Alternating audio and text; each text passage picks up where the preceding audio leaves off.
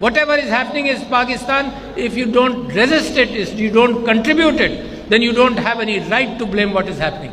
کیونکہ 4 پلرز ہیں, چاروں پلرز کے اندر اگر دیمک لگنے لگے تو کون ذمہ دار ہے اس کا؟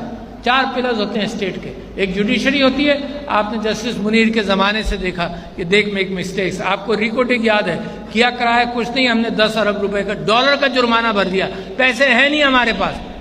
اور دنیا کا نظام یہ ہے طاقتوروں کا کہ جرمانہ دو. تم کس بات کا جرمانہ؟ مگر آپ دیکھیں ہوا ہے. اسی طرح سے لیجسلیچر ہے, قوانین کے اعتبار سے آپ دیکھ لیں, آئین کے اعتبار سے دیکھ لیں. لوگ یہ کہتے ہیں کہ جی this is a piece of paper. This is not a piece of paper, this is your ملکیت اینڈ مائی ملکیت. We stand by it and we will stand by it. Keep on remembering these are foundation documents جس سے پاکستان ہٹ نہیں سکتا. ایسی قوتیں بھرتی رہیں گی جو ہیلے بہانے دیں گی آپ کو, اس چیز سے یہ بچا لو, اس چیز سے یہ بچا لو. اور آج کل آپ تماشا بھی دیکھ رہے ہیں. وہ تماشا کیا ہے کہ جو جمہوریت کی بنیاد ہے انتخابات, اس سے کسی نہ کسی طرح سے گریز کیا جائے. تو جو میں نے خط لکھا, اس خط کے اندر میں نے مثال دی کہ سب سے پرانی جمہوریت دنیا کے اندر, یقیناً برٹن کے اوپر دیکھا جاتا ہے میں that was an elitist democracy, وہ امریکہ کی ہے آج کل, 200 سال پرانی, 250 سال پرانی. 1812 کے اندر امریکہ نے the declared war on Great Britain. During that war جولائی میں ڈکلیئر کیا, پریسیڈنٹ کا نام مجھے یاد نہیں آ رہا, آ جائے گا. جولائی ہے نہیں, لنکن واز 1864 اور 62, یہ دوسرا. تو جب وار ڈکلیئر کر دی تو لوگوں نے کہا اب نومبر آیا, نومبر میں الیکشن ہو نہیں سکتے, تم تو جنگ میں ہو. اس جنگ کے اندر Washington was taken over, destroyed and burned. But the Americans had a democratic government. اس نے کہا نہیں, الیکشن نہیں پوسٹپون ہوں گے. تو 1812 میں وہ واقعہ میں نے کوٹ کیا. دوسرا کوٹ کیا ابراہیم لنکن کا. ابراہیم لنکن الیکٹ ہوا, الیکٹ ہونے کے ساتھ ساتھ ایبولیشن آف سلیوری کے بعد ان کی سول وار ہوئی.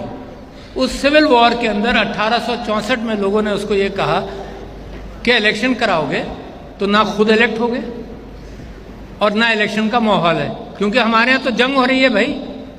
اس نے کہا اس جمہوریت کی بنیاد پر میں کھڑا ہوں, اگر الیکشنز نہیں کراؤں گا کوئی بات نہیں, میں نہ ہی الیکٹ ہوں, میں الیکشنز کراؤں گا. جب الیکٹ ہو گیا تو he made a statement and a speech the second day after the election and he said کہ امیجن کرو کہ یہ ان ریبیلینس کی وجہ سے, ان دہشت پھیلانے والوں کی وجہ سے اگر ہم الیکشن نہیں کرتے تو ان کی تو آدھی جیت ہو گئی تھی, کہ انہوں نے اس ملک کو مجبور کر دیا کہ جمہوریت کا راستہ چھوڑو اور انتخاب کا راستہ چھوڑو.